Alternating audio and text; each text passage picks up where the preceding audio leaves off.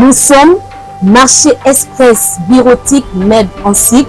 Nous vendons pour vous des matériels informatiques tels que les imprimantes, les photocopieuses, les produits consommables, les cartouches d'encre et tant d'autres. Ici chez nous, nous avons une expertise depuis de 20 ans dans les domaines d'impression et de fourniture de consommables informatiques. Sur tous vos achats en ligne, tapez www.congotonnerre.com.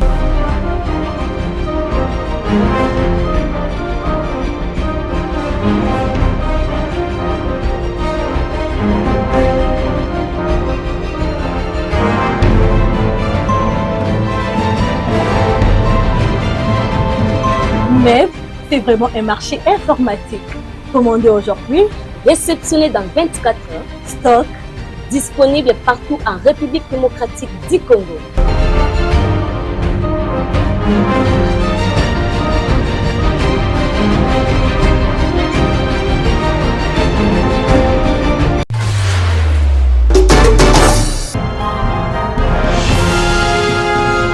Konanga Congo, Centre de formation Africa a fongoli ba porte na ye po na moto nyonso oyo alingi ayekola tope azwa ba formation lokola ya informatique, langue, make-up, auto-école.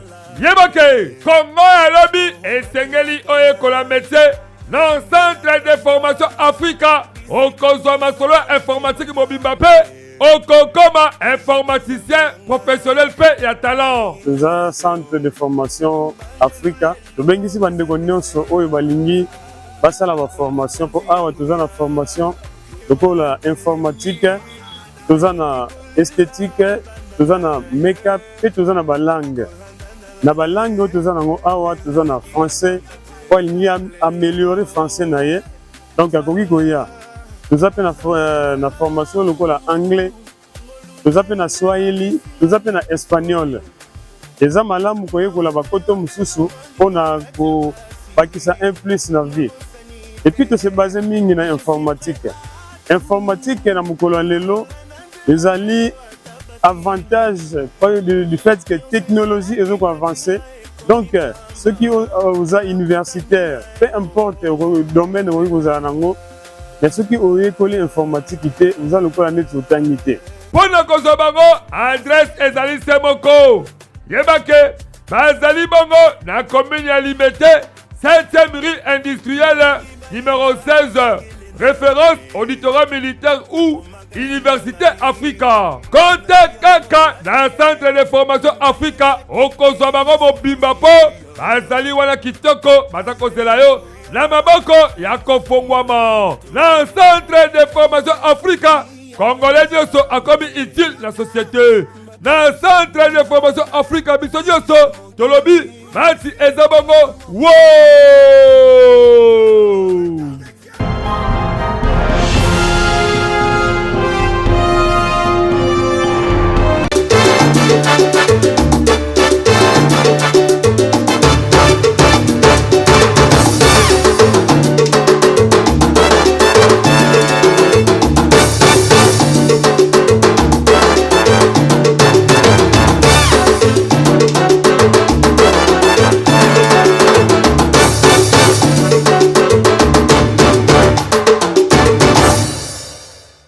Congo Kinshasa, Congo ya Patrice Emery Lumumba, Congo ya prophète Sani Raphaël Alaver, Congo ya 5 présidents Baleka, entre autres, Joseph Kasavubu, Joseph Désiré Moké, Otobenaka, Maréchal Mobutu Sese Kukumbwe Ouazabanga, Tozi Laurent Désiré Kabila, Tozi Raïs, Joseph Kabila Kabangepe, actuellement Félix Antoine Sekedi Chilombo, 65 ans après, depuis que soit indépendance, 5 présidents, Obaza président actuellement, Tozana, Félix Sekedi Chilombo, Naraïs, Joseph Kabila Kabange, tout le monde analyse 65 ans après, depuis que soit l'indépendance. Nini Oyo Congo et Sali Yamalamu Omo Kiliko Kolobake, to Tikela Bango, surtout ba Belge, ba Wallon, ba Flamand, ba Noko Lemso Balbake, to Tikela Bilombo pendant 65 ans, Oyo Mwana Botami à Siba Université, a subi passion à Messika Fourmi, Nini réellement que Moutoua c'est la bonne moïnaï.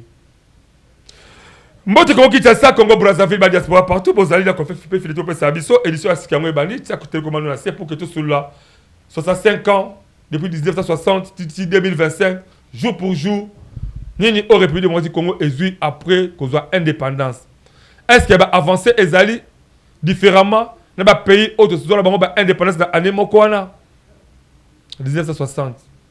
Dans le Sénégal lelo oyo, minéré koututé, Ngouba ya Pamba.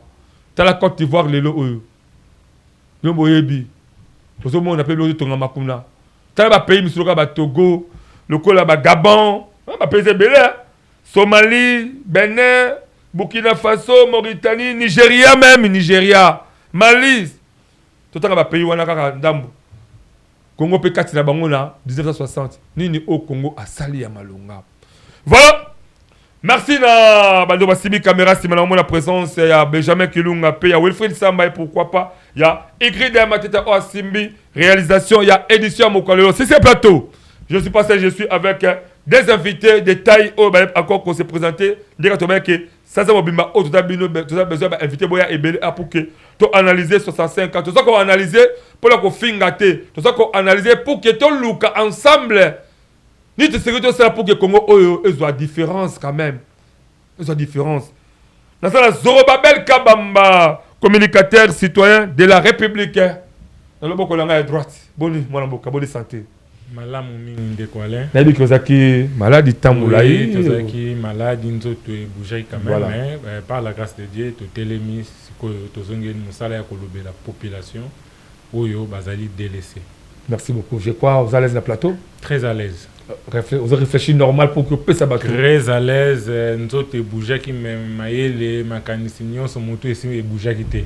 Donc on est là na sija malamu oyo munene kuto oyo tozolobela lelo pour to pesa pe makanisi na biso ba imboka bayeba 65 ans après RDC a commis à niveau nini est-ce qu'il y a quel liboso to azongisi. Très bien. Donc on est là pour donner moi makanisi na oyo tozo kanisa pona Mboka la biso Congo. Voilà, merci beaucoup. Le boko à gauche côté dans la moine mboka Israël Dédé Ilunga Kamba autrement dit Dédé la loi. On a bien la loi toujours. Yeah. Nan de connaître na Cameroun parce que un bon musicien. Coordonnateur ya Congo Conscience ya commune Ngalema, président des Congolais averti pe aza ingénieur ya audiovisuel. Donc en tout cas na yebie kala. Côté ba communauté audiovisuel. Moi mboka Dédé la loi. D'abord, merci. La toute première fois, là, mon plateau, yo. Vous voyez, ouais. Mais de quoi le lot, ça tire un moment différence quand même. En tout cas, CP Makasi, déjà merci pour l'invitation et merci surtout dans mon plateau Okitoko. Vraiment, objectif il y a Okoma, dans nos comités, mais déjà c'est sur la bonne voie. Et dans un Makasi. Merci beaucoup. Voilà. Avec mes deux invités, nous allons essayer un peu d'analyser à rapport à 65 ans après depuis toute indépendance jusqu'à nos jours. Est-ce qu'il y a les avancées ou pas? Ou bien nous Sima, tu connais la Katia édition Oyo.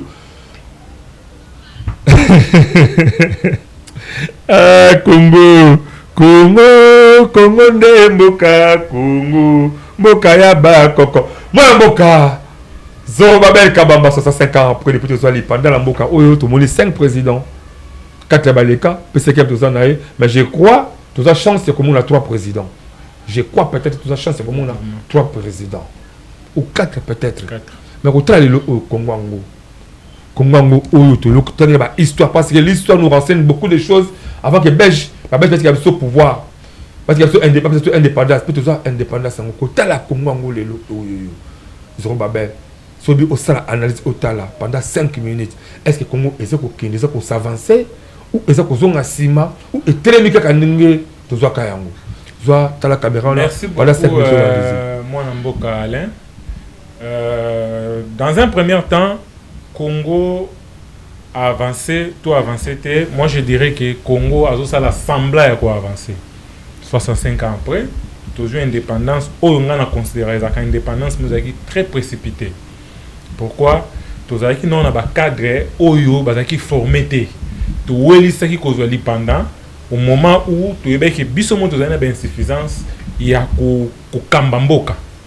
Raison pour laquelle depuis 1960 jusqu'à aujourd'hui, bateau selon moi bateau ba eko bomali susu Congo, République démocratique du Congo, ce sont les politiques. Parce que bangonde ba memi biso na niveau autocomi. Pourquoi je dis ça? Sur le plan politique, tant que tu as une indépendance avec Baïfor et Patrice Emery Lumumba, tu as une indépendance, système où tu as le système éducatif na biso, ba système makamio so tout ba belge, ba bande ko ça la plutôt tu maîtriser qui on bien té. Mais tu précipiter qui to benga na bango, tu sais que le gérer mboko. Ba belge ba kei, ba tikeli biso mboko. Qu'est-ce qu'on a fait du Congo? Rien du tout. Des 60 tilelo, la majorité des politiciens oyo bazo zana mitu ya kokamba mboka, bazo zana pona ba intérêt personnel na bango. Bazo zana pona ba intérêt ya ba famille na bango, na ba intérêt ya ba occidentaux baza ba parrain na bango.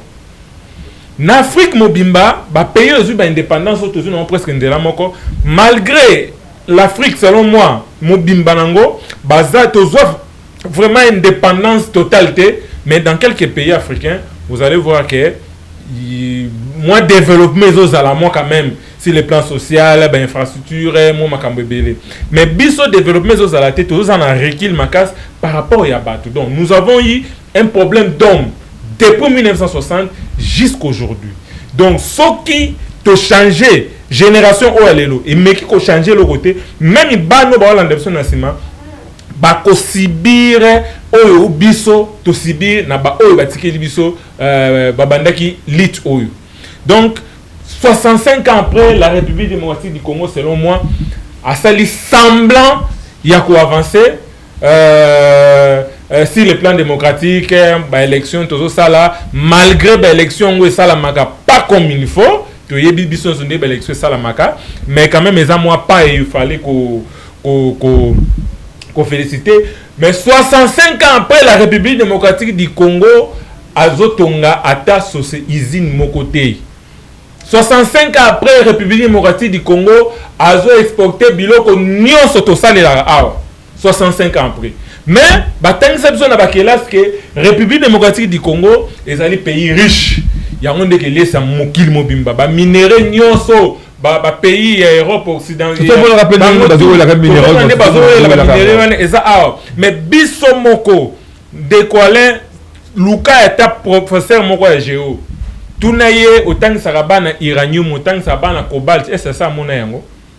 Donc bazo teke la biso ba illusion que Congo eza moka moko eza trop riche mais bango moko bazo ko rater ko transformer richesse on a pour ko transformer république. Loka bonga moyeki papa ça la bonga belé mais bana la kanzala papa o ezaka papa bango ça na bonga belé mon panga za mitu ka mais so ke kuna okuta mwana pe alati kilote na lidofol.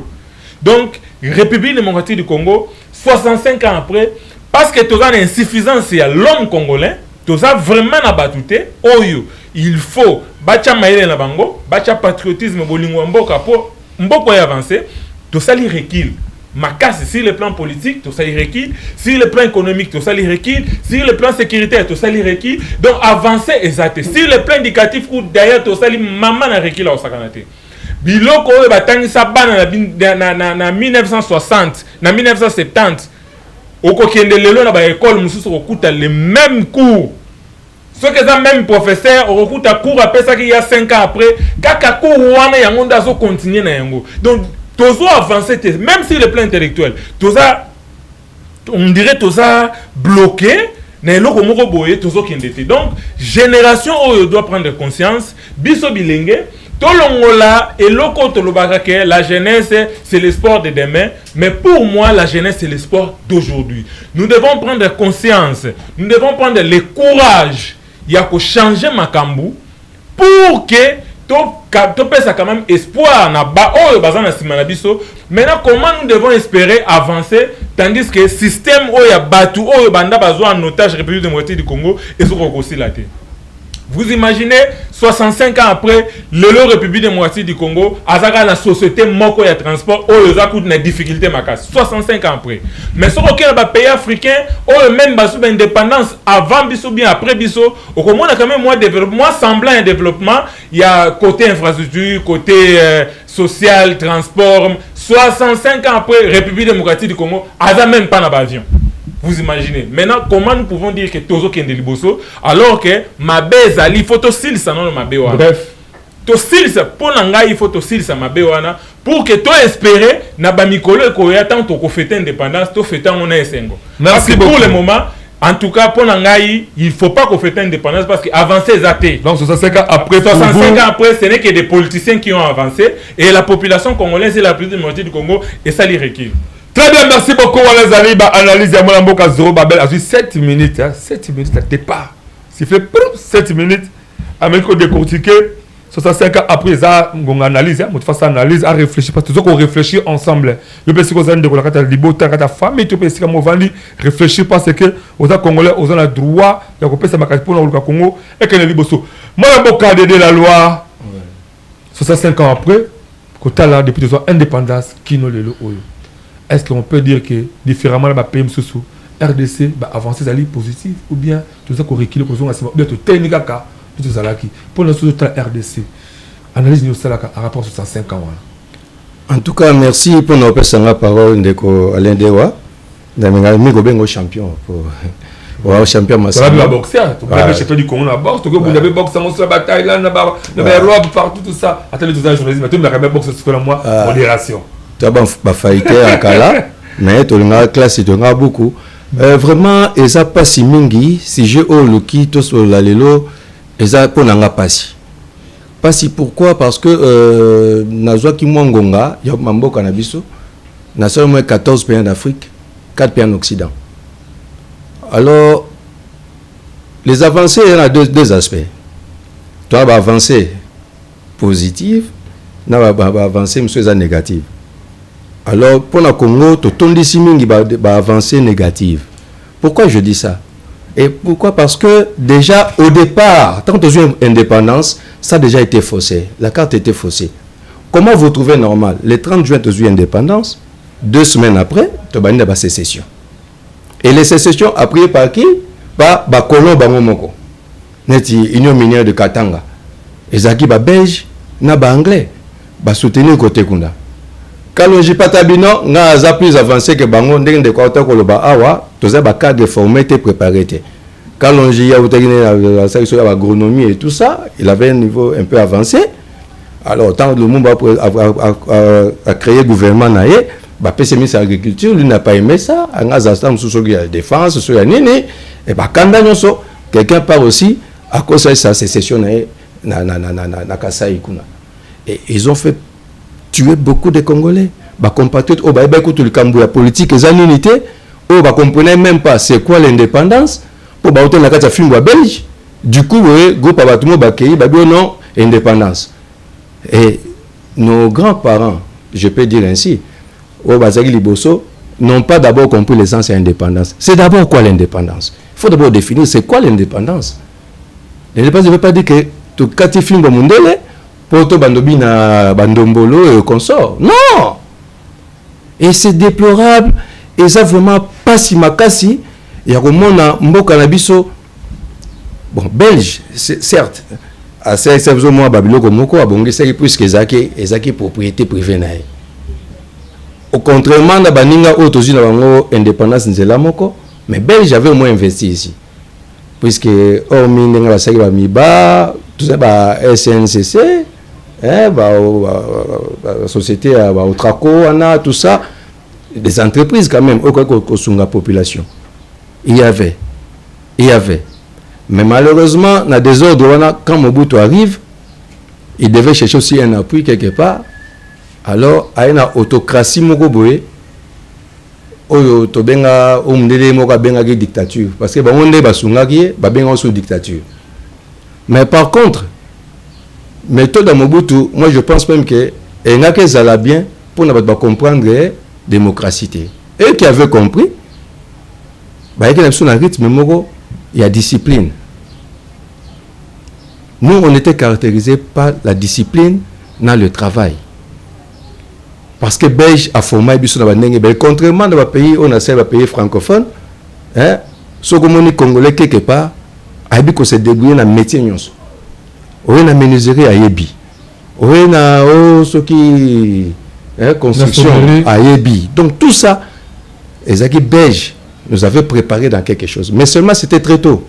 Toujours très tôt, on n'a pas compris. Très tôt, il y a besoin d'indépendance. Bien sûr, bien sûr. C'était pas vraiment le moment pour que tu réclames l'indépendance en Ngongawala. Non, c'était pas le moment puisque d'abord, comme c'était un vent, maintenant, il a créé des choses. Puisqu'il a constaté, par exemple, c'était des gens qui n'étaient pas facilement malléables. Lumumba. Non, il ne gobait pas n'importe quoi. Alors il fallait qu'on crée une confusion entre Bango pour héritage saboté au préalable. C'est pareil pour mieux. Un poison, hein, donc un cadeau empoisonné pour que ça n'ait pas le côté. Et quelque part, les Belges sont contents. Baza content parce que si aujourd'hui, 60 ans plus tard, 65 ans. Non, j'ai dit 60 ans plus tard, comme qu'on reconnaître l'implication de Bango, na mabe ya Congo ou lelo, alors déjà seulement ça m'a baissé côté pour ce Kanya que Bandaka déjà Natangwana. Rappelez-vous, totanga histoire sur la classe. Pour le premier président, il y a Congo indépendant, hein, on est allé consulter les gens à côté. Parlement de l'époque, Basaka Lokuta, parce que le Parlement a vu de la Belgique qui décidait pour nous. Alors on a mis quelques gens là pour en forme à État. Créer le Parlement à Lokuta, où le président, il fallait nommer à partir des députés, hein, les députés de l'époque, si je peux ainsi dire. Mais pour Kassavou Boaleka, ils étaient deux candidats. Mais Kanya est Tambolaka. Parce que le Bas-Congo, mais oui, bien sûr, puisque on a fait des partis politiques. Et les partis politiques, ils allaient qui selon appartenance régionale à l'époque. Or, comment on peut dire un État pendant que les partis politiques et l'appartenance régionale? MLC, na côté na bango zui, Ngambokuna, à Bako, les Bakongo, c'était juste une association. Il y a des commerçants et tout ça, et comme partis politiques, on a transformé des partis politiques de manière aléatoire, n'est-ce pas? Et maintenant, c'est ça le conflit qui est à la base. Déjà, Wana. Et avec ça, vous vous attendez à quoi? Surtout que depuis cette époque coloniale, ce sont les mêmes acteurs qui se succèdent. Bref. Donc, bref, il n'y a pas eu d'avancée positive. Puisque, si nous, tout Congolais, on a dit que tous les avancées positives, en tout cas, c'est regrettable. Mais heureusement, on a un chef de l'État, Oaesi Koyo, qui essaye de ramener un peu le Congo dans la case de départ. Et si on fait tout bandela pour tout Kende Liboso. Puisque 32 ans, Mobutu, on s'est contenté de biloko belge Tikaki. Ok, et Zangaki Nango entretien et tout ça, c'était détruit. Malheureusement, les gens de Botte sont aussi arrivés. Quand ils sont arrivés, bango comme il y a une idée na bango, il y a balkanisation, qu'on détruit les mœurs na biso, qu'on détruit tout, rendre les Congolais fainéants, rendre les Congolais rancuniers. Donc pour rien, excusez-moi une parenthèse, Alain Dewa, c'est vrai, on a tous nos audiovisuels ensemble. Le Lolo, Alain Dewa, je suis sur ton plateau. Moi, je n'ai pas un plateau. Je n'ai pas fait des choses comme ça. Si Koso, le long là, il a tué au poison. Nabomio. Lobby, tout ça va m'appartenir. Même tes techniciens vont me revenir. Rien du tout. Mais c'est ce qui s'est fait aujourd'hui dans Mboka Nabiso. Tant on a été, j'ai eu une nausée. Vous pouvez vous imaginer un modèle dans le monde audiovisuel. Parce que moi, je suis dans l'audiovisuel depuis moi à Mouké. Parce que ma mère était journaliste à la Voix du Zaïre. Ah, excusez-moi un coucou à ma mère. Maman, joyeux anniversaire. Maman a aussi 80 ans. Christine Lagloire. Happy birthday to you, maman. 80 ans pour ma mère. En tout cas, maman, merci. Je suis son fils unique. Bref, voilà. Alors, pour tous, bref, il y a 7 minutes. Il y a 3 minutes. Il y avait 3 minutes. 8 minutes déjà. Ah, ok. Donc, développement, ok, d'accord, merci. Alors, pour conclure, pour couper court, dans le domaine audiovisuel, dans tous les pays où j'ai été, pourquoi? Parce que notre République démocratique du Congo. Vous vous imaginez toujours une télévision en 1966. C'est en 85. Une télévision. Est-ce qu'aujourd'hui, on peut comparer télévision camerounaise à la télévision congolaise? Il n'y a pas photo. il n'y a pas photo. Donc, tu as avancé, tu as stagné, et puis on a même détruit le peu qu'on avait. Bref, comme on fait à dire. Non, il n'y a pas d'avancée négative. Heureusement, à la 65e année, hein, il y a maintenant une lueur d'espoir. Il y a des espoirs, parce qu'avec le programme PDS 145 territoires, on voit quand même des choses qui se font. Voilà, merci beaucoup. Analyse, il y a moi Mboka Dédé Kamba Dédé la loi, après analyse pour les amis qui y a Malonga et Salimité, heureusement, le chef de l'État actuel de Aïgopé, c'est moi espoir et pas à Congolais. C'est vrai que ça m'a 1960, il y a un monde comme Lukaï Salama, la Moukalelo. Mais, il y a un peu de copier, c'est que vous avez analyser le monde à Bissau. Parce que, si on a dit Bango, parce qu'on a attaqué beaucoup plus l'homme congolais. L'homme. Est-ce que pendant le mois en Boka, on a beaucoup plus jeunesse à courage. C'est comme si on s'est allusion de Balbaké, espoir, il y a l'eau des pas, il y a l'élo. Mais quand c'est comme homme politique, il y a Kala. Il y a homme politique, il y a l'élo. Nous avons combien de l'élo. Comment on peut ça espoir nanine? À couper homme politique, il y a Kala, ou bien à couper homme politique, il y a l'élo, ou bien Congolais à Luka. Vois-moi quoi, il y a ça pour que. Émergence. En tout cas, merci beaucoup de Kwalin. Moutouna est vraiment très pertinent.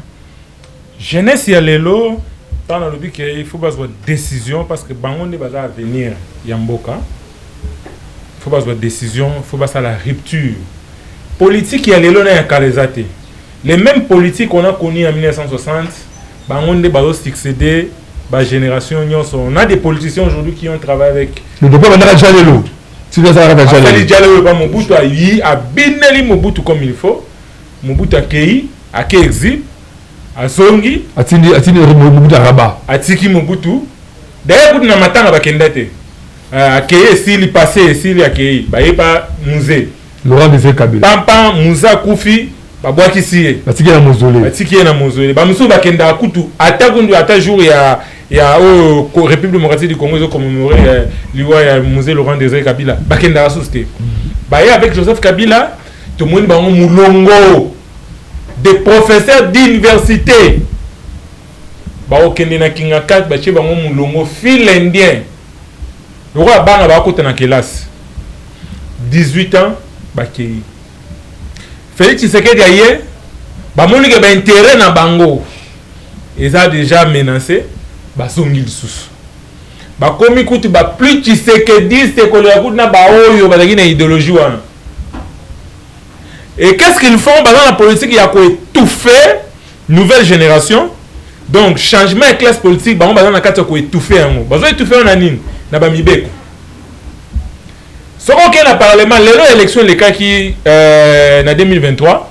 Tout le monde dit bilingue belé. Nous avons d'ailleurs félicité Bajene Belé, Bazina Courage. Même les chefs de l'État avaient demandé à la jeunesse de participer aux élections, mais pas seulement comme des électeurs, mais aussi comme des candidats. Oui, des candidats. Même comme tout le monde a un terrain, il y a un lobby que même semblant avancer sur le plan démocratique, toutes ces élections, ils ont bon parce que les élections, on connaît. Les élections, ça, nous avons encouragé et donc suivi l'appel au chef de l'État, renouvellement de la classe politique. Mais qu'est-ce que nous avons constaté? Batata wana basala déjà bloc na bango basala biso loi moko ba benga bango mongo seuil électoral. Ba pesi ba clause pour que oko ma député. Pour que oko ma député eza ba voix o tokenda ko voter na ba bureau te. Donc la clause na bango ndé comme ça va député. Non, d'abord il faut que dans seuil éligibilité parti na nous pas aligner bino. Après aussi ici, il faut ce que dans seuil ceux qui animent ba benga kawana conscient pour na oleka, il y a un regroupement. Donc tant que vous avez un calcul wana, ils ont l'accès déjà qu'il y a un souka dans le complot. Donc après souka dans le benga suko va représenter un regroupement un parti. Bon, il doit atteindre seuil. Si quoi on a liste les abos donc hier à peu capable on va jeune wana buka bang. Ah ça choix ya muto moi. Ciao. Soki yo moko pe lenge moni ko ozwaki ozana ba PV nyonso. Olobi que il faut na attaquer la justice. Tu as la place pour bloquer les sous. Pour que nous attaquer la justice, il faut président d'un parti politique, tout président d'un regroupement appelle sa autorisation. Après ça va, ceux qui appellent sa autorisation, attaquer la justice au côté. Donc, dossier n'est pas irrécevable. Dans la place, va bloquer Bissot. Maintenant, pourquoi j'appelle la jeunesse base à la mobiliser? Tout le monde il y a manipulation. Oyo, bateau et babandakala. Oyo, va prendre la République démocratique du Congo en otage pour nous bien priver na bango. Parce qu'il y a certains d'entre eux qui sont des millionnaires qui ont beaucoup d'argent plus que le budget de la République démocratique du Congo. Tout bima la manipulation wana. Aujourd'hui, moi je condamne à chaque fois multipartisme. C'est comme si on laisser aller dans la scène politique. Beaucoup d'analystes ceux qui ont qualité, lobby abimi a créé ceux qui les amis, ceux qui l'association, ceux qui la République démocratique, au refondant, ceux qui donc plus de 1000 partis politiques en République démocratique du Congo, mais on ne même pas la mission où ils ont assigné à la parti politique.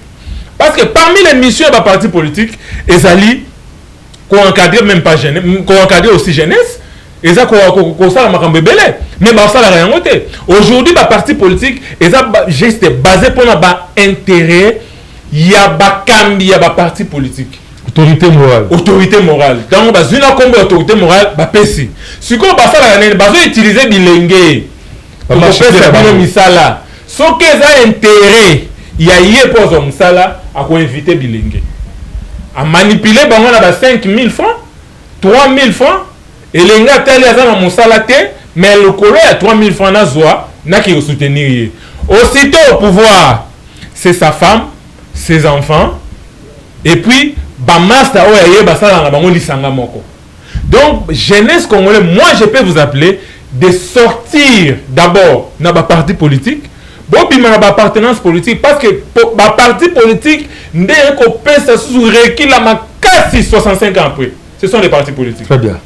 Donc, le parti politique est commis, ils ont le droit arme à destruction massive, où il est bombé et belé à Congolais.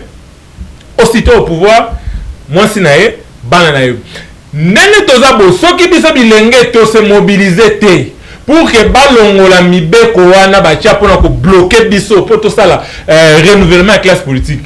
2028, même figure. Bah pour vous, bah difficulté de Congo monde actuellement c'est pas politicien. Alors il faudrait au moins que nous rajeunir classe politique avec des politiciens qui peuvent permettre de blonga si que groupe ça peut changer. Yango wana na sala appel na chef de l'État. Yé mutabenga bilenge nyonso po baza na souci ya mboka a aider pe bilenge pour que mibeko bango ba tienne ensemble national wana elongwa ndeko wala pona ko chité na ko sa révélation moko lelo ensemble national na 500 députés. Si les 500 députés ceux qui estimaient bien plutôt on peut avoir 300 députés oyo ya ba famille 300 députés oyo za constitué ba membre ba famille. Parce que premier suppléant est à moi Sinaé, deuxième suppléant est à moi Nanaé, et les mêmes candidats dans le Sénat,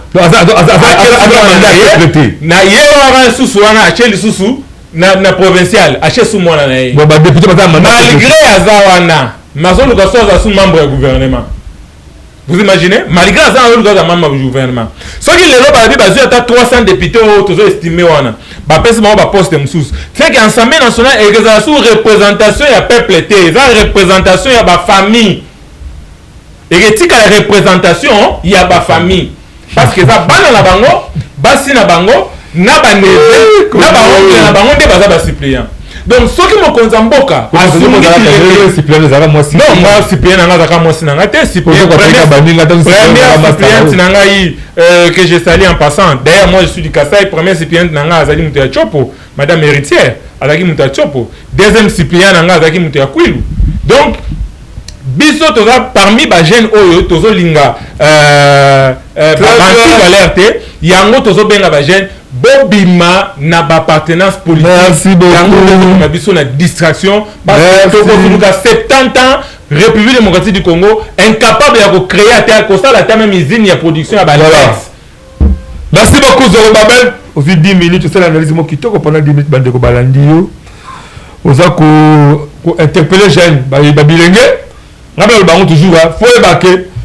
Congo a rebi et ça ko dépendre na apport ya kitoko otokosala na mokolo lelo parce que le autre sali malamu te lobi pe kozala sombre et kozala molili tout esengeli ba autorité ya mboka na bazokamba mboka lelo oyo bozala mitema ya kofongola mitema kopesa nzela mitema kofongola je bambongo ozoyiba awa ozoke kotonga na poto 300 millions de dollars 400 millions de dollars okoki mpo okende koinvestir yango même la graba ndundu dans soki même la province ya kwango awa combien de Congolais ont besoin de pouvoir mais baku kata ko sala comme malonga ya kwango te kwango province mo pauvre ta ba besoin kimi pour kwango ba ko vendre à parce que ba vous des aides agricoles exacté ceux qui ont zaki la mbongo ebelo sala ngoyo yo acteur moko politique ya kwango za mbongo ebele OK la kwango même mata 2000 hectares on sait si ba bilanga on sait si ba route des aides agricoles même population va profiter bazela pour que même ça va biloko la bango maintenant le ministère de la mboka te ba kimba ko vendre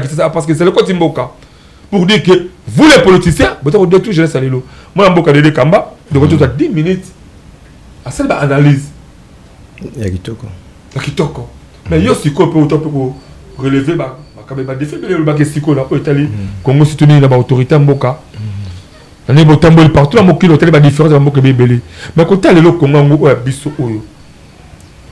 Il est sécurité ça là pour que tout le Congo a malamu, tout a bilingue, on va défendre la biso lobby. Il faut compter que la Bible au bord de cette université, ma poto, tout le monde a université, université, au bord de cette à la carte à Congo. Il faut compter que la expertise de la Libanda, ou bien tout le monde chance de la carte à Congo, ou bien expertise de la Bango. Tu as la caméra pendant 10 minutes pour analyser tout la d'ailleurs. Merci Mingi Ndeko Alain Dewa. Au candidat na Lobaki, et ça pas si Mingi na motema. Vous comprenez, les lots Oyo, pour le Congo, n'a ici qu'à Tokomi. Pour permettre le Congo est à refaire. Congo est à refaire. Pour refaire le Congo, il va d'abord y a reconversion radicale de la mentalité. La mentalité est détruite. Bis autant de temps à la classe, il y a civisme, moral et tout ça. L'éducation civique. L'éducation civique et morale. Aujourd'hui, ça n'existe plus. Et ça va sauter, j'espère. Toi là qui travaille manuel, au Canada, au sali trapèze, au sali cube, au sali combo. Voilà. Il y a une maison pour que Kassali au Mongol. Les lots baso senga bana na école, travail manuel, au Yakanade maki, na savon les coques. Est-ce que moi na muta fabriquer maki, a fabriquer savon les coques pour me mon école. Na sardine. Oh, travail pratique, ezali nini, travail manuel baso senga option, ezali oyo yekolaki, bo kende, bo mekola yango, bo sala bo yakolaki ça. Mais les lots, ce n'est plus ça. Donc l'école est détruite. Voilà, compartiment éducation sur le bas. Oui, l'éducation. Mais il y a un habitude que c'est ça l'éducation qu'il faut qu'on refaire au Congo à partir de la conversion des mentalités. Or, la conversion commence par l'éducation. Vous trouvez normal. J'étais une fois ici, dans le ministère de l'Industrie. Donc, parce qu'il fait aussi partie de l'association congolaise pour la promotion de l'invention, l'artisanat et l'innovation technologique. En tant que communicateur, donc avec le président pour un projet, il y a aussi l'office Moko, il y a protection, il y a œuvre, il y a Congolais. N'est-ce pas? Mais on est arrivé là-bas. Pour les autres protéger œuvre, il faut qu'il y ait un pied et tout ça. Vous comprenez? Mais on est parti, on nous a bien reçus. C'était à l'époque de ministre Palouk aussi, je ne me trompe pas. On a vu sa secrétaire, sur sa séance. Mais vous vous rendez compte? La personne qui s'occupe de la propriété intellectuelle, quand cette personne arrive, elle fait une séance avec la personne. Mais quoi? On l'appelle docteur. Mais vous savez docteur en quoi? Docteur en civilisation gréco-romaine. Est-ce qu'aujourd'hui, le Congo a besoin de civilisation gréco-romaine? Non! Tu détruis d'abord l'éducation là-bas, parce que tant que quand tu vois un enfant américain, les Américains, tu es surtout né ça un enfant de 3 ans américain, il s'est dit que lui il est plus fort que le monde entier. Donc ça mais aujourd'hui, quand on te dit c'est un prototype à Congolais, c'est quoi un Congolais? Oui, c'est qui un Congolais? Celui qu'on peut appeler un citoyen congolais, c'est qui? Pourquoi c'est un prototype à Congolais? Aujourd'hui, on n'en a pas. Ça n'existe pas. Parce que déjà, Congolais, moi, identité n'a été. Tout n'a pas d'américain. Qui était Kimpanvita? On ne connaît pas. Tout le monde royaume Congo et Bandaka. Et pour Belge, à sa République démocratique du Congo, Congo indépendant. À Koutaranine, à Koutagaba royaume. On avait des royaumes qui étaient là. Les associations, le royaume, le royaume, tout ça, déjà. Hein? Mais aujourd'hui, ce que les enfants connaissent ça, ils ne connaissent pas. Autant que ce soit Charlemagne, autant que ce soit n'importe quoi. Hein? Alors, pourquoi ne pas casser cette histoire pour nos bandas et bander ma solo? Mon frère se plaignait ici avec jeunesse à l'élo, jeunesse à lobby, tout ça. Mais oui, mais cette jeunesse n'a pas de repères. Obi, un pays sérieux. Pays sérieux, et d'abord, quels sont mes besoins? J'ai besoin d'abord de quoi? Moi, en tant qu'État, n'a besoin ni. Au tel que donc, sur le plan économique, n'a besoin de. Sur le plan éducation, n'a besoin de. Et c'est l'État qui oriente. Formation, il y a bana. Il y a jeunesse, on de quoi sur le bela. On oriente la jeunesse. On oriente la jeunesse. Inde, tant qu'on a premier, il y a ordinateur et tout ça. Mais il faut voir, ils ont encadré les enfants depuis le bas âge. Chine, Japon, Banamike, moi j'avais acheté une montre, celle-là on a Banassoa 8 ans. Banamike. Tu peux t'imaginer. Mais biso awa chez nous, l'État n'encadre même pas cette jeunesse. Jeune pouvoir. Ils vont penser avec quoi? Qu'est-ce que ces jeunes-là connaissent? On nous a montré que le tableau de Mendeleïev est ici au Congo. Donc, sur ces 110 minéraux, tout le monde a, on a 111 ou bien 112. Presque tout. Tableau Mendeleïev, tout ça. Mais qu'est-ce que l'État a fait pour l'exploitation de ça? Puisque tant que Babelge, Bakendaki, Batika, Sobiru Mibale. Batika, Union minière à Katanga, Batika, Miba. Où c'est convoitise, il y a Bachombe, Naba Kalonji. N'est-ce pas? Est-ce que l'État a préparé les gens dans Makambouana? On n'a pas préparé. Donc, l'État pense que dans l'université, c'est l'État qui oriente. Que faculté, parce qu'on a besoin des gens. Mais le reste, dans l'université, au coûte à 12 000 étudiants dans la faculté de droit. Pour qu'ils viennent faire quoi? Babosani, droit et développer minéré. Le président Ségué a dit la vengeance, il y a la revanche du sous-sol, ce qui est le sol, quelque chose comme ça, à peu près. N'est-ce pas? C'est-à-dire qu'il fallait tout ça, l'agriculture, une exploitation minière, même ce bitumba, tout ça, titre le récupéré, parce qu'on doit utiliser nos richesses là. N'est-ce pas? Il a invité les investisseurs ici. Investisseurs, oui, c'est payé, c'est bon. Mais tant que l'expertise n'existe pas. On n'a pas l'expertise. Parce que ce sont lesquels jeunes? Mal préparés? Sans héritage? Sont sérieux? Donc on doit d'abord refaire ce Congo-ci. On doit refaire.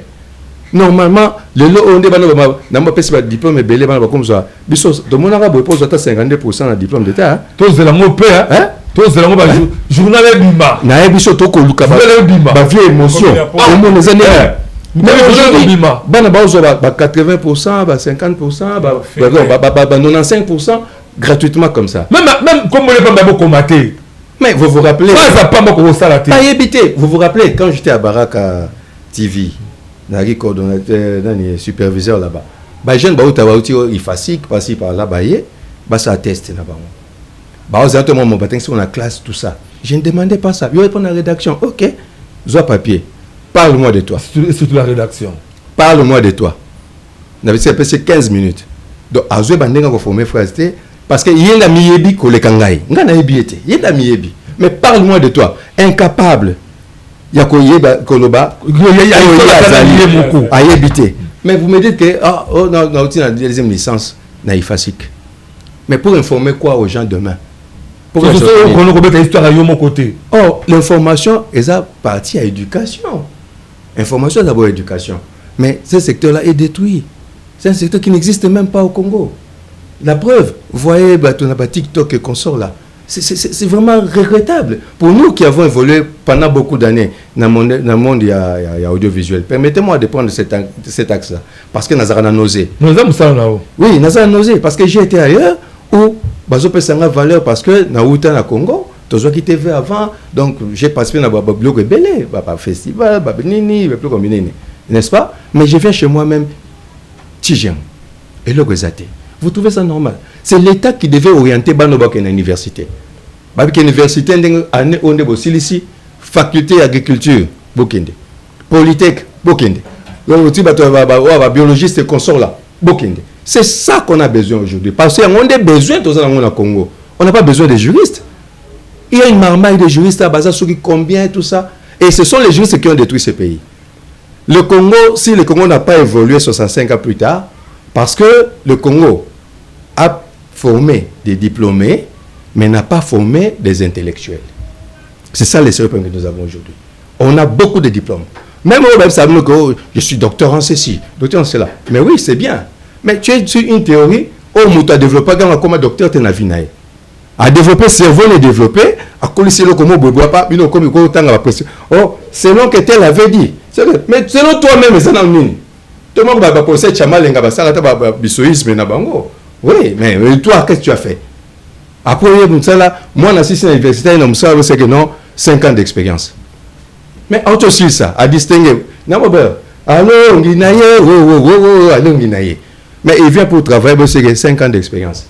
À cause si manzunga maman n'a pas foufou, to n'andinga bano matababisa ko diembela pour que l'université a joué la ngoapi. Vous voyez, c'est comme mon frère disait tantôt que bah verrouiller système et masoyon surtout on a bloqué. Donc jeunesse mais oui, attends notre jeunesse quoi jeunesse ils ne feront rien. Regarde ce qu'on a fait aux jeunes si notre jeune frère si Mutamba. Parce que à une idée il y a une réforme à bien, n'est-ce pas? Et il n'avait pas sa langue dans la poche. Il dit ce qu'il voit, ce qu'il constate. Et moi, je l'appelle le mot ma miniature. Alors, tous ces vieux moulins, tous les vautours là, balingi pour écarter les jeunes là. Binomo Bomonaki, que la jeunesse avait besoin de ces garçons. Chaque fois, invité, il y avait la population qui partait. Bazo accompagné. Donc, c'est quelqu'un qu'on veut. Nous voulons la jeunesse, oui. Mais quelle jeunesse qu'on veut aujourd'hui? Il faut une jeunesse préparée. Merci beaucoup. N'est-ce pas, mon cher frère Alain? Très bien. Merci beaucoup. On a vu l'analyse, il y a Dédé la loi, après c'est l'analyse Mokitoko.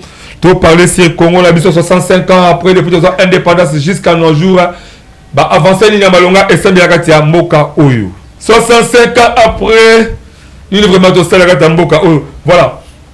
Nathalie Bébé Bandeko, parce que l'on peut se sous Bandeko, micro souka. Mon top, c'est 7, 10 000 que tu es sur le micro souka. Avant de faire ça, on est sur la plaine de Bandeko, là, d'abord. Congolais, nous allons vraiment comprendre que, à part Bandeko, au moment où on a la politique, on a 3-4 passeports, il y a la carte d'électeur à Pamba. Carte d'électeur à Pamba. Il y a une carte d'électeur dans l'équipe à 3-4 passeports na Bango. Parce que quand tu as un esprit patriotique, pas quand tu as un patriotisme ezali, quand tu as un Bolingo à Congo ezali. Projet de développement local à 45 territoires, où le chef de l'État fait sécurité Lomba Kinga Lobaki, ezali mo bangela indusa kolekaba indusa tout oya bimisa la carte de pas comme la pouvoir. Mais ils ont ça réellement bah vraiment acteur quoi c'est accompagner projet wana. Mais ils ont ça répété gouvernement à banda yango. Yo ben de kodo ça la carte ya politique. On y ba 1 million, ba 100 millions, ba 3 millions de dollars. Dites-moi, dans le village, là, à tête de pas autongité. Là, nous avons c'est le projet de développement local à 45 territoires. Bango de ce plateau, abazo bakeno, jeunesse. Jeunesse, on va banane, ba délinquant. Jeunesse, on va banane, ba voyou, ba kuluna, ba bandit. Est-ce que on va jeune, on va kamba Congo à lobby. À part ni bino ba pasteur, bino ba politicien. Vous savez que pour que les lobby, vous relève ce qui est la bonne moïse. Tout le monde a passion. Moi, je suis appartement de poto. Est-ce que moi, vous êtes capable de même la mangaï pour que vous savez que le monde n'a pas de population CP là. Homme politique, il y a d'abord Mboka. Il y a qui 3-4 passeports aux alango. Et je peux ça. Bon, mais on monte à Congo. Préparer les retraites dans le village Nabino. On doit ça à l'objet que les gens soient du retraite. Donc ils vivent dans le village Nabiso. Et c'est par là qu'on a Bolingo à Congo. Puis tu sais il faut qu'ils vendent la Kuna. Bah, état de langue aux alines il faut qu'ils vendent la Kuna. Parce que les statuts aux alines il faut qu'ils vendent la Kuna. L'école pour l'éducation aux alines il faut qu'ils vendent la Kuna. Mais les gens Kuna, bah, quand ils viennent dans le message, bah, ils viennent dans les alines. Ceux qui ont préparé la retraite dans le village, tout même le village de Congo, partout pour que vous êtes libre. Vous êtes Kassayen, vous pouvez retraite donc vous êtes sur l'Équateur. Vous êtes libre. Comment vous appartenir à vous? Mais dis-moi ce qui ont préparé la retraite donc à la Congo, et que ça là qui ont préparé, est-ce que vous vendez un peu? Non, là, ce qui est dans le aussi local à venir, Kingakati, on est Kingakati. Oui, dans ce là, je sais que Kabila Kabanga. Pour le profit, il y a terrain et soba koulé kingakati. Mais est-ce qu'il sera profitable pour Naïmoko? Jamais. Population tout le monde voit les kingakati, bah bien kaka les élèves bisablement facilement. C'est parce que Azoka vision, il peut ça côté dans et qu'on permettre Congo se développer. Moi en Boka. Tout le monde est souka vraiment. On dit que le jeunesse à lobby, jeunesse à lobby. Jeunesse à lobby moi le banditisme. Jeunesse à lobby oh le passer comme ba dadia, comme bien on va dadi. On quand toute la journée à libérer jeunesse sur la tête. Jeunesse à le oyo, ba policier ba comme ça bango, ba coulou la construire ba machette pour qu'il va défendre ba bonheur na bango. Est-ce qu'il y a des élèves jeunesse ozo quoi interpeller autour Congo lobby na bango? Alors tout coup ça la ni pour que tu sois jeune malheureux parce que pour que le Congo lobby faut te préparer le lot. Ba jeune malheureux tu pour préparer le lot bango pour que tu sois Congo meilleur na la lobby. Merci beaucoup. En tout cas, vous devez vraiment malheureusement parce que l'émission mon très capital. Jeunesse la jeunesse d'abord premièrement ils a sacrifié. Les politiciens quand le lobby, les pasteurs peut sacrifier puis jeunesse belé. Vous imaginez au Kangi bilingue dans l'église comme si on intercesseur. Au Kangi bango dans l'église toute la journée, une semaine, 2 semaines. Au comme si on mendiant. Ba komi kolia kobika na bateau bango basaya ba prière. Or même Bible le lobby que muto aliaka na motoki na ye. Tike lenge wana kende koluka po alia na motoki na ye accomplir le banza. Pour maximiser les chances à badim. Ah mais bango ba komisa azu un groupe de jeunes a utilisé bango le roi ba intercesseur ba memele ba te belé yazu mabonza na landa kutu mususu na limeta na autant comme on a été après avoir utilisé bilenge belé aleki liboso cher abi na li komona lisusu ba jeune ba intercesseur bola dans l'église te boko lukambong. Or ba jeune wana ba sali musala mingi ba bendele batu po kinwa alinga yo la place miracle des alaraté. Ba bendele batu bazu ba dim akomi na mbongo. La politique a même biso le système à Bakuluna, on a des bandits, on a connu un parti qui donnait même des machettes na batunaye pour préserver le pouvoir. Mais il y a toujours un bon nombre de jeunes conscients qui sont délaissés. Des fois peut-être à sous espoir à Monique Maramozo qui nous bien des jeunes sont au belé là. Bao ba na conscience, boyeto sangisa maboko. Pour ceux qui te tient pression, tu as pas possibilité de récupérer Bakuluna. Je félicite d'abord le président de la République qui a une initiative à Bakuluna à Tinibona Kanyamakasesi. Et l'initiative vient bien. Oui, et comme Belelo, c'est ça réellement. Façon la société. Effectivement, façon peut biso soki bilengo baza conscient. Baye pa na biso et que mon konzambo ka tie biso poids pour que batuana ba fongola cadena o ba tie pona élévation ya jeunesse et que permettre biso pour te récupérer pe ba jeune wana pour ça utile à la société.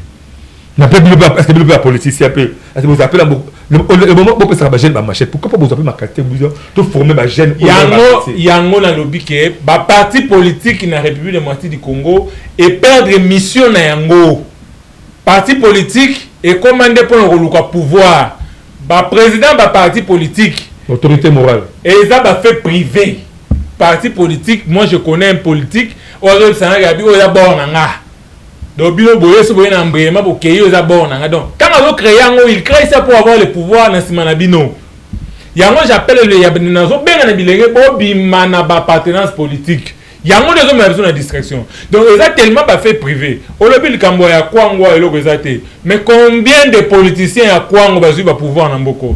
Le chef de l'État ira en mois d'août, je crois, selon le communiqué de la province de Kouilou. Les gens se félicitent au Katanga, non? Tous les féliciter Fifi Masuka, à Tungi, au hôtel. Mais na EBC, tu vois la caméra, na ok, na Kouilou. Bah, tu vas vous en place là, même hôtel à Malongo, exacté. Colomba même qui quitte, c'est pas pour que les idées fassent au même million comme ça. Exacté. Mais c'est là. Mais les mêmes politiques, au Royoka, dans la château, na Poto, à son appartement en France, aux États-Unis. Awa, na gisa sa fan na Gombe, ba ma campagne, à foutre la terre continentale.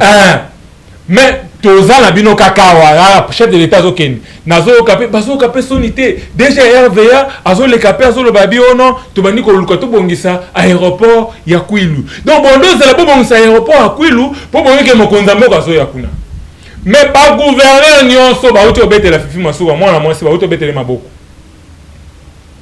na tuni mususu alobi na ngalo no yaza na ba redevance minière non mais dans la province vous avez aussi des richesses à exploiter. Il y a certains l'agriculture peut aller ça coûte la macasse et là va payer belé le monde des autres se développer na ba na Côte d'Ivoire cacao.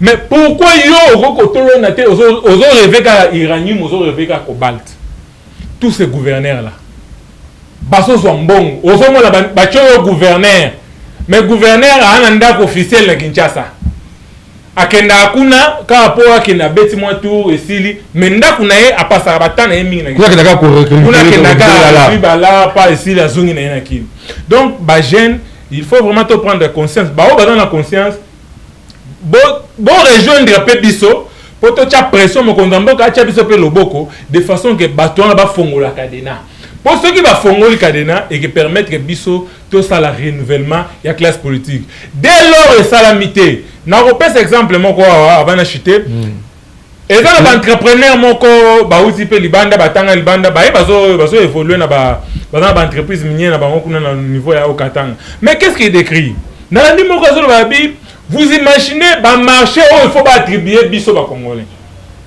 mais déjà à respect azo attribuer on a ba expatrié siko landi siko pourquoi on attribuer na ba expatrié c'est le kamba pourcentage ezali combien d'entrepreneurs baillés pour créer des entreprises, des sociétés, pour engager bateau. Mais ça qui découragé pourquoi phénomène pourcentage.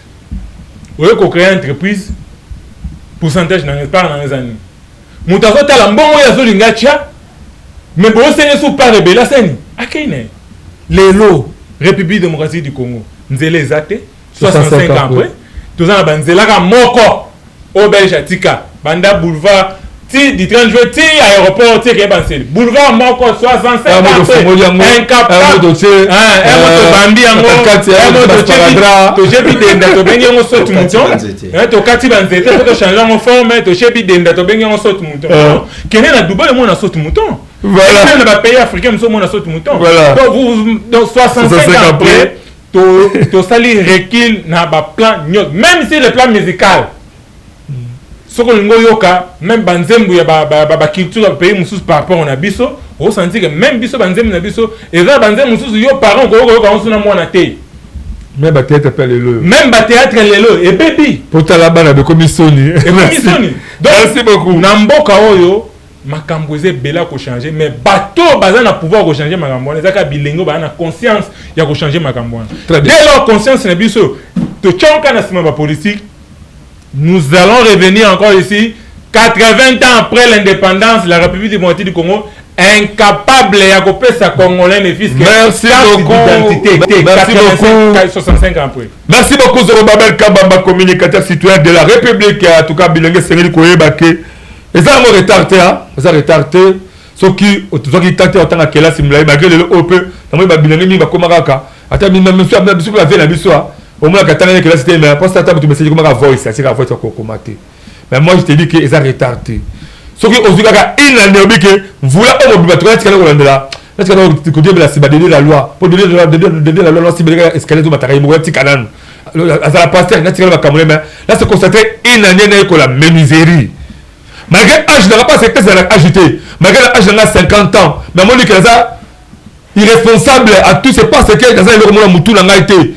On a ça bloqué remarquer ceux qui ont été classité on a un médecin beaucoup côté on a chômeur on a vagabond on a chômeur on a vagabond on a un médecin beaucoup mutu on a été classé on a des vagabonds parce que si vous savez il y a en fonction de quoi on a été classé du médecin mais retard exacté dans ça 50 ans dans 40 ans la discrimination c'est consacré une année à pas m'amener pour la menuiserie dans une année on a sous on a capable de faire le maître p on peut former par la monsieur de la loi n'est pas le premier pour clôturer. 65 ans après, côté la bilingue, le vagabondage éléqué, ni lire, ni écrire. Mais, parce que quand on a le chômeur, Parce que préfère pas amis qu'on dit mais quand c'est ma politicien, parce que même ma vie non va bengo, ma personne non va bengo, ma vie non va bengo vie. Ouais. Donc personne non mususu bengo a quoi peut pas coller caillou parce que abi ko c'est protéger té. Ouais. Côté la bilégio là lelo. Est-ce que bango ko capable ko relève à lobby pour te baquer même après 70 ans to konga malam. Merci Ndeko Dewa. Mais moi je pense que jeunesse c'est absolument qu'on récupère les alliés. Alors, pour nous récupérer, le quoi émergence à Congo, Dieu merci, Madame Wagner, que j'ai fait un coucou, Abunda Bitumba Makasi, aux États-Unis. Donc, il aime que moi aussi, je félicite beaucoup. Oui, à Toto Zawana, en tout cas, ils ont déjà pas mon. Alors, il faut que le gouvernement se concentre autour de ça. Et comment accompagner cet accord? Moi, j'ai suggéré au chef de l'État, moi, je vous dis, chef de l'État, chef de l'État, vraiment, ça, c'est mon message personnel. Au Moni, il y a un service national. Ce qui est émergé, que le service national est relais. Pas seulement les Koulouna. Je ne l'idée alors les Kabila. Oui, mais puisque les lots, je ne vois pas pourquoi on a INBTP. Pourquoi tout le monde a ISTA. Ça ne sert à rien. Moi, mon fils Béni a un BTP. C'est un ingénieur bâtiment. Non, ingénieur civil, pont et chaussée, n'est-ce pas? Mais, ce sont les Indiens, les Chinois, et Nzela, eux aussi, même pas. Vous trouvez normal, mon cher ami, et comment beaucoup ça Nzela a penché côté Ngomba? Parce que il faut y aller. Ça on a moins vote. Pengombana est artificiel mabuta salaka. Chaque fois zobukana et bumi batu bele kuna, n'est-ce pas? Et c'est moi érosion mener bon bateau. Expertise gaz les bateaux zo gaz. Local basa. Ça ma réseau kita, ça ma ekiti. Pour bon manzelate. Bachara babuse. Place basa loka canal wana bache babuse. Même Rwanda ka otoza bango problème. Ke na Rwanda on a course na Rwanda tango ça mara. Bangomba ba matawana. Tu vois comment c'est? Atambule betimbule vanda wana te.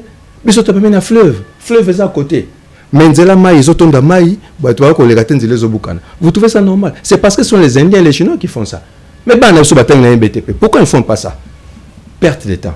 Donc tinda bangona. Surtout important c'est expertise Zalibanda. Mais oui, considérer bangoté. Mon cher, biso o totalement Libanda to kendeka votambo apambate. Toi na ebene na mutu o. Moi-même au Congo, j'ai initié beaucoup de choses. Parce que tant ils permettent de sauter, tout le monde 65 ans après, dans l'émission Moussoussou, n'a quoi dans l'Oba. Vraiment. N'a pas solo. Moi j'ai amené beaucoup de projets ici au Congo. N'a pas projet belé. Pour faire une parenthèse d'un de Kolobi que ce ok, bah ça va marcher pour un pourcentage. Mais c'est vrai. Dans 2009, n'a y a qu'un groupe primo et italien. Hein? N'a compte il y a au Conseil des Congolais de l'étranger, El Cameroun. Tu as qu'un bango a mis une mission ici. Bah qui peut Tonga. À l'époque, on avait encore 11 provinces, hein, comme 26 au... 26 au Mouye Salité. Ils avaient 11. Bah, ça là, 10 hôpitaux, il y a minene, hein, Jean-André Bangali, mais là, qui va hôpitaux généraux, il y a 10 provinces, à l'époque, Kinshasa, il y a autre. Et puis, dans la société, il y a salubrité, il y a des Cameroun, il y a des Gabon, par-ci, par-là. Mais tu as un mais il y a des déçus. Comme le groupe Primo a rendez-vous dans l'affaire étrangère, pour ça, tu t'aimes la biso, il y a au conseil de l'étranger. Pour le directeur de cabinet à l'époque, on n'a pas mis ça, on a premier ministre. Bah, exiger que non, 1 milliard na bango, il y a injecté, bah, tchango na banque, ministère des Finances et gérer un bon na bango. Mais prochain, nous trouvons des et même pas dans tout comme un état pour on vous dit, bon, on a ce qu'on a combien, pas en anglaise combien, pas en anglaise combien. On a demandé des pourcentages. Mais Ndele Basilika Bazonga. Pour l'intérêt public, pour l'intérêt d'abord. Alors, on a aussi un chef de l'État, tout orienter les besoins du Congo. Université Botondi ici, droit et consort là, il faut arrêter ces histoires-là. Ça ne sert à rien. Basé Bela, Bangwande Bakomi, Bawewa, Bangwande Bawewa, Bangwande Bakambi, c'est la balabala. Mais ils servent à quoi? C'est quoi investisseur Baroya? Mais quelle main-d'œuvre? Pour ce investisseur que main-d'œuvre a réalisé, il faut qu'on libande. Soit libanda est comme ébélé. Alors, quand on a parce que main-d'œuvre locale est athée. Alors, tout privilégié service national, n'est-ce pas? Bah, faculté Moussoussou. naturellement. Monsieur, tu as besoin de aujourd'hui, par exemple, tu as besoin de la faculté en été. Puisque le vieux patriarche au bassin de la ministère de la Justice aujourd'hui, j'étais encore à l'école primaire, de Gombewana. Ce papa-là était le ministère de la Justice. Banda, cette époque, tu aujourd'hui, Bazakawana. Ce que les gens de ma mère a 80 ans aujourd'hui. Les collègues à maman à l'époque là sont toujours là-bas. Le temps où tu as la télévision au Congo, où tu as la télé nationale, et c'est déplorable. Mais pendant un moment, je suis seigneur de la télé dans Libanda. Il y a des techniciens qui ont modéré. Vous trouvez ça normal?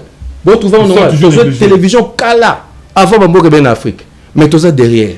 C'est des choses où on ne peut pas accepter. Et pour chuter, mon cher ami, Nakosenga Naba jeune, n'a menacé binoté. Mais je vous ai parlé d'abord de la réalité. Pour la conscience à Bino. Biso, Tozana Congo Conscience, il faut venir vers nous. Nous encadrons les jeunes. On a besoin de formation, et belé, na même na intelligence artificielle. Hein, jeune boya, tu encadré, tu as idéologie, tu as patriotisme. Oui, d'abord, pourquoi tu es congolais et c'est quoi la patrie? Pour éviter ma cambo, tout le monde a la corruption, le favoritisme, le faux en secte, clan boy. Non, na Congo Conscience boya. Hein, boya tu regardé, tu as un bon, moi je suis Angalema, connotaire Angalema, mais Congo Conscience, je profite pour dire un grand bonjour à président Nangaï, il y a Congo Conscience, Prince Mukendi, tu as un niveau à Willery, après Stade des Martyrs, il y a un niveau à 3 niveaux. Comme il y en a, avant comme on a Nini Pain Victoire, on est là-bas, ça va le siège, jeune boya, le lo oyo, pas si à Congo Zaibison surtout. Kanda Tozana, on sonne à Zoba Boyna, pour na Kanda na passi. Mais pas parce que je vous ai menacé, mais j'ai besoin de vous, boya na Congo Conscience. Merci beaucoup. Toi encadré bien. Voilà, merci beaucoup. C'était un bac qui va dans le plateau de Zorobabel Kabamba, communicateur citoyen de la République. Israël Dédé Ilunga Kamba, Dédé la loi. Toujours sur le Makam au Italie à 65 ans après le indépendance, qui est le OSK. Congo et autres qui sont Sima. On profite d'abord de la minute sur la vie que. Dès que vous voyez ce peu-là, tu es la Zembo. Ya indépendance, chacha, tozoui, au table ronde, chacha, tout bakidi. Et c'est bien de comme ça, l'angambo nae, parce que tu souhaité, joyeux anniversaire, happy birthday to you. Le président Alice Lingende, bozo monana photo qui toque comme un mobile qui toque au bogar mokoboy, habille vraiment bonda ekolo, le lot la kitisi, 4 tabac. Tabamoko na kwanga mongolais moko na pipila kubweta champagne à gogo et puis le président Alice Lingende en tout cas tout souhaite happy birthday to you. Tu veux commencer Mbolongo na bande ya plateau awa en tout cas vous laissez sika aussi na bonne vie na et ça voulait quoi porter ba mon retro. Merci na mon mboka Zorobabel Kabamba. Merci na mon mboka Dédé Ilunga la loi. Merci na écrit Matita merci nous bande retour. Bon la division partout na Benjamin que nous a filmé la caméra. Beaucoup de s'abonner massivement à la chaîne de monde école officielle et en plus d'activité à nous bien abisso.